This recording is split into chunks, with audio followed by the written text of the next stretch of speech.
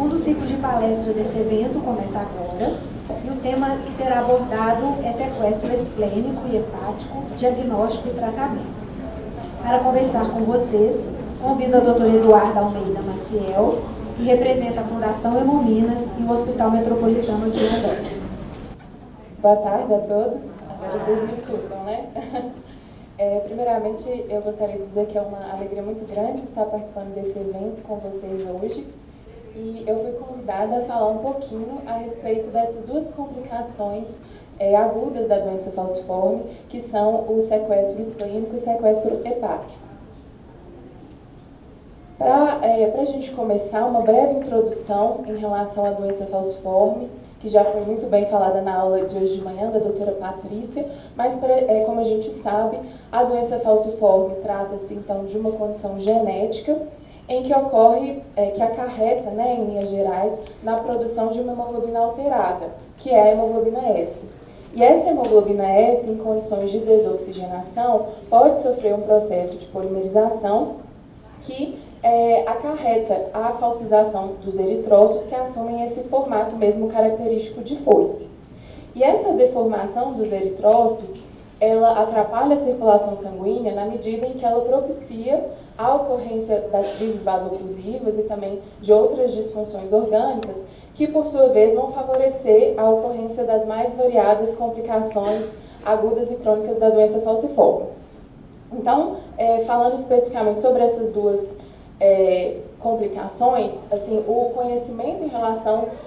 às complicações agudas de forma geral na doença falciforme é muito importante porque, além delas estarem associadas a altas taxas de morbidade e mortalidade, elas também demandam a adoção de condutas específicas, que são as mais adequadas para o seu manejo imediato e para a recuperação dos pacientes. Então, especificamente em relação aos sequestros, nós vamos ver ao longo dessa apresentação que são complicações que apresentam muitas semelhanças entre si, mas elas também apresentam algumas particularidades que são muito individuais de cada uma. Então, por isso, essa aula vai ser dividida em duas partes para que a gente possa conversar sobre elas separadamente. Começando, então, com o sequestro esplênico. Trata-se de uma complicação comum e potencialmente grave que acomete os pacientes com doença falciforme, especialmente na faixa etária pediátrica. Então, ainda hoje, os eventos patogênicos que desencadeiam uma crise aguda de sequestro esplênico não são completamente conhecidos. Mas o que se sabe é que nessa complicação aguda ocorre um aprisionamento súbito de hemácias no interior do baço e esse represamento de células acarreta duas consequências imediatas, que são o aumento do tamanho do órgão e a queda dos níveis de hemoglobina circulante, que por definição deve ser de pelo menos 2 pontos abaixo do valor basal do paciente. Além disso, é muito importante que se entenda que o sequestro esplênico é sim uma complicação potencialmente grave e que pode se manifestar como uma emergência clínica, principalmente nas crianças mais jovens. Isso acontece porque essa queda de hemoglobina geralmente também vem acompanhada de uma redução abrupta da volemia desses pacientes que podem já ser admitidos no intra-hospitalar em contexto de choque hipovolêmico, podendo evoluir a óbito em poucas horas caso as medidas adequadas não sejam prontamente instituídas. Quando nós falamos especificamente sobre os pacientes com anemia falciforme, ou seja, aqueles que são homozigotos para mutação, os dados da literatura apontam para uma prevalência de sequestro esplênico agudo ao longo da vida, variando de 7% a 30%, sendo que a maior frequência desses eventos é observada entre os 6 meses e 5 anos, mais especificamente antes dos 2 anos de vida, uma vez que cerca de 75% dos eventos vão ser diagnosticados nessa faixa etária. E esse dado ele é muito interessante e, na verdade, ele se justifica pelo fato de que ali por volta dos 5 anos de idade já se espera que essas crianças com anemia falciforme tenham sofrido autoinfarto do baço, a autoesplenectomia, porque ali ao longo dos primeiros anos de vida vão ocorrendo inúmeros infartos que acabam acarretando acabam levando à involução desse órgão e à consequente perda progressiva da sua função. Em relação às taxas de recorrência, elas são consideráveis, podendo chegar a valores próximos de 80%, e sabe-se que elas são ainda mais altas naqueles pacientes que experimentam seu primeiro evento de sequestro antes de completar o primeiro ano de vida. Por outro lado, nos indivíduos, né, com outras variantes da doença falciforme, por exemplo, HBSC ou S-beta-talassemia, nós sabemos que as crises de sequestro podem ocorrer mais tarde na infância ou mesmo na idade adulta. E daí a importância da gente discutir, da gente estar capacitado, né, para a identificação e o manejo dessa complicação, nós e todas as clínicas que assistem os pacientes com doença falciforme, uma vez que, embora ela de fato seja mais frequente na infância, não é uma complicação exclusiva dessa faixa etária. O diagnóstico é essencialmente clínico e laboratorial. Então, em relação às alterações clínicas, o que se espera é um início abrupto de palidez e fraqueza, que está diretamente relacionado com o nível da queda da hemoglobina, associado a um aumento do baço, que também vem acompanhado de queixas abdominais, né, que são o carro-chefe aí dessa complicação, dor, distensão, pode haver vômitos. Ao exame físico, podemos observar taquicardia, taquidispneia e sinais, né, nos casos mais graves, sinais de descompensação hemodinâmica e choque hipovolêmico. Em relação ao laboratório, o que se espera é uma queda significativa da hemoglobina, de pelo menos 2 pontos abaixo do valor basal do paciente,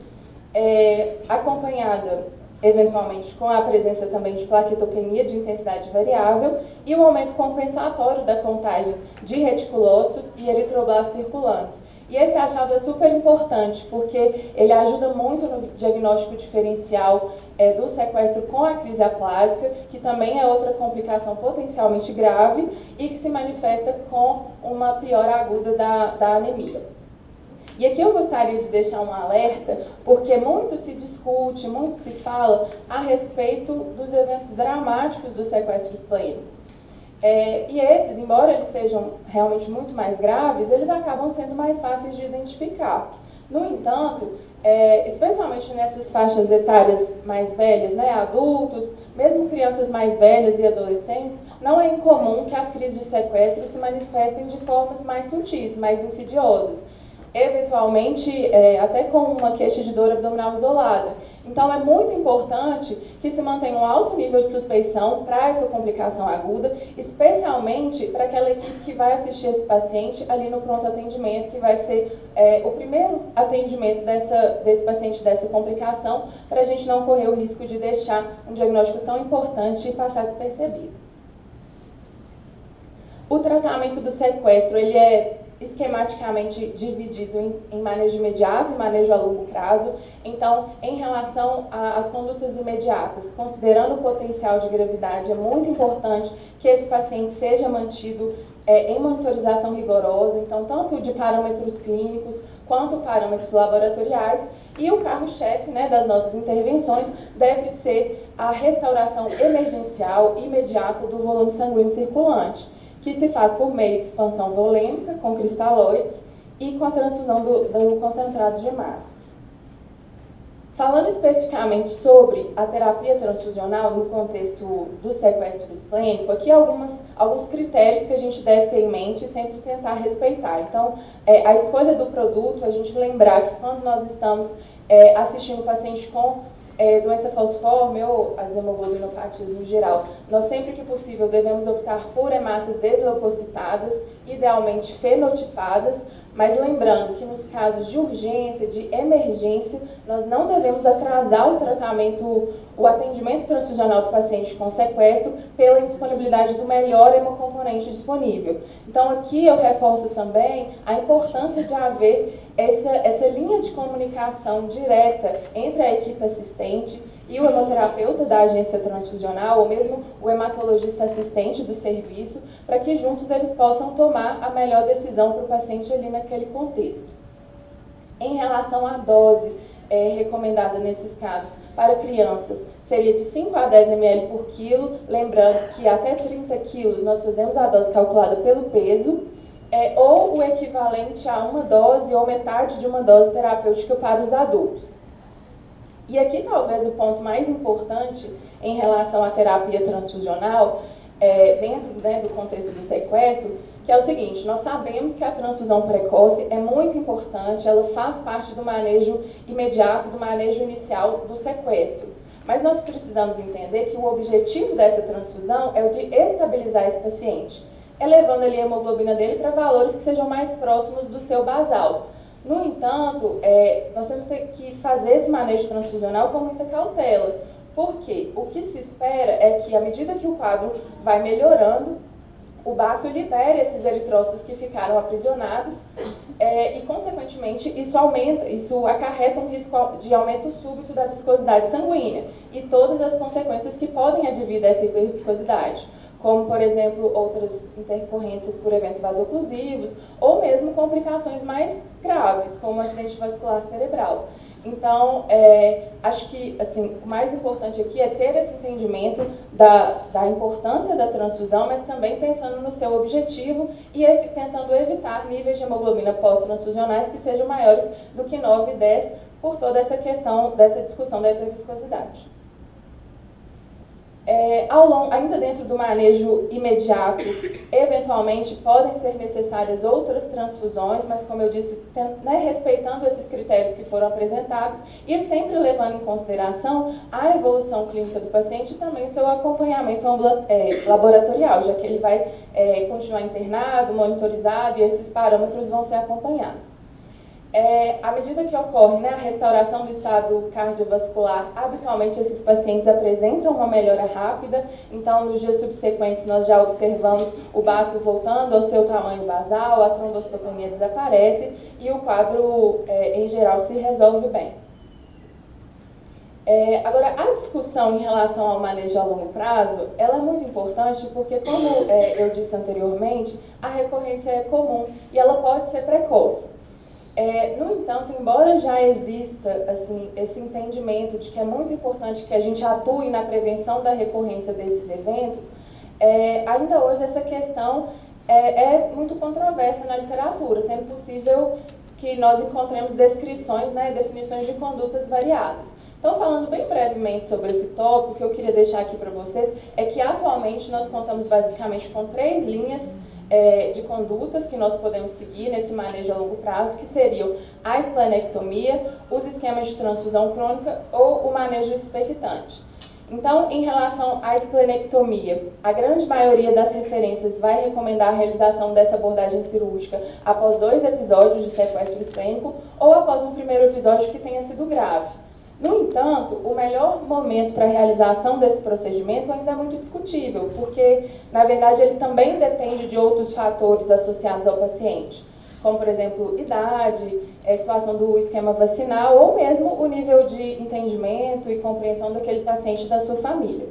Mas o que já se tem mais bem definido é que, de toda forma, essa abordagem cirúrgica deve ser feita no contexto eletivo, ou seja, não existe indicação de se fazer esplenectomia de urgência dentro do contexto do evento agudo. Além disso, pensando que esses pacientes estarão expostos ao maior risco de complicações infecciosas após a realização do procedimento, é mandatório que esses pacientes, né, que essencialmente essas crianças, tenham seus calendários vacinais atualizados antes da realização da cirurgia, especialmente as vacinas para os micro-organismos encapsulados, e que seja mantida a profilaxia antimicrobiana pelo menos até os 5 anos de vida. Aqui eu coloquei essa idade, mas na verdade esse tema também é super polêmico, né, super discutível, e deve ser individualizado e avaliado caso a caso. Uma segunda alternativa que pode-se dizer assim, que talvez seja menos invasiva do que a esplenectomia, seria a inclusão desses pacientes em esquemas de transfusão crônica de concentrado de hemácias, pelo menos até o autoinfarto do baço, que se espera que seja ali por volta dos 5 anos. Essa alternativa também é controversa, ela deve ser discutida caso a caso, deve ser estudada, ali se vale a pena para aquele paciente, porque nós temos que lembrar que ela também não é isenta de riscos. Então, lembrando, né, do risco da sobrecarga de ferro e da aluminização eritrocitária. Por fim, a conduta mais conservadora seria a observação rigorosa desses pacientes, mas sem transfusão, sem esplenectomia. E, embora essa não seja a conduta mais adotada, né, na maioria dos casos, ela pode ser viável sim, dependendo de alguns fatores, como, por exemplo, o nível de entendimento dessa família e a possibilidade de acesso a um serviço de urgência que seja capacitado no atendimento das intercorrências da doença falciforme. Em relação à prevenção e educação dos pacientes, infelizmente hoje nós ainda não dispomos de uma estratégia eficaz para a profilaxia primária do sequestro esplênico, uma vez que a hidroxiureia, embora tenha demonstrado, né, sua grande eficácia na redução dos eventos vaso-oclusivos, não provocou uma redução significativa no risco de crise de sequestro esplênico. Eu destaco aqui também, dentro desse contexto da prevenção, a importância da triagem neonatal, uma vez que esse exame realmente é imprescindível para que pais e médicos possam estar preparados para as complicações precoces da doença falciforme. E, por fim, a importância de que nós, como hematologistas assistentes, ou mesmo a equipe que está assistindo a essas intercorrências, nos preocupemos também em ensinar a esses pacientes, a seus pais, a palparem o baço e a identificarem os sintomas clássicos do sequestro, porque essas medidas são simples, são fáceis e possibilitam uma busca precoce por atendimento médico, o que aumenta muito as chances de um desfecho favorável. Passando então agora para o sequestro hepático, a gente já se depara aqui inicialmente com a primeira grande diferença entre essas duas complicações, que é a prevalência. Então, aqui no caso do sequestro hepático, nós temos uma complicação aguda, decorrente de um evento vaso-oclusivo, mas que felizmente é considerada uma intercorrência incomum. Então, de forma muito análoga ao que nós vimos no sequestro esplênico, aqui também ocorre um aprisionamento súbito de eritrócitos, mas que dessa vez ficam concentrados no interior da vasculatura hepática. E esse represamento de células, além de obstruir o fluxo sinusoidal, também acarreta a dilatação desses capilares, podendo exercer um efeito de massa que comprime a árvore biliar. E todas essas alterações, em última instância, vão levar ao aumento do tamanho desse órgão, que geralmente vem acompanhado de uma queixa álgica pela distensão da própria cápsula hepática, mas também a queda dos níveis de hemoglobina. Em relação aos fatores precipitantes, o gatilho nem sempre é evidente, mas sabe-se que pode ser precipitado por infecções agudas ou mesmo pelo uso de drogas hepatotóxicas. Das alterações do diagnóstico, né, também essencialmente clínico e laboratorial, podendo ser complementado por exames de imagem. Então, do quadro clínico, espera-se um início abrupto de dor abdominal, especialmente no quadrante superior direito, associado a hepatomegalia, lembrando aqui da importância de avaliar esse achado com muita atenção, porque cerca de 2/3 dos pacientes com doença falciforme já vão apresentar algum nível de hepatomegalia basal, então é preciso resgatar esse histórico para que a gente possa fazer uma avaliação fidedigna. Outros sintomas também podem acontecer: náuseas, vômitos, icterícia, a piora da palidez e sinais de descompensação circulatória de intensidade variável. No laboratório, nós temos aqui também uma queda importante na hemoglobina, de pelo menos 2 pontos, com aumento compensatório dos reticulócitos, e aqui o destaque para o aumento da bilirrubina, especialmente às custas da fração conjugada. Por outro lado, transaminases, fosfatases e coagulogramas geralmente estão normais ou pouco alterados. Em relação à propedêutica de imagem,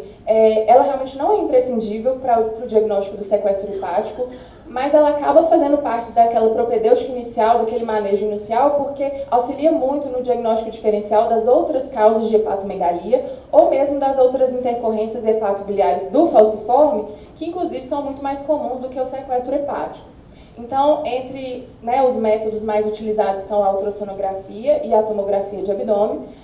sendo que a biópsia percutânea, que já foi um método muito utilizado no passado, atualmente não é mais recomendada pelo risco de hemorragia grave nesse contexto.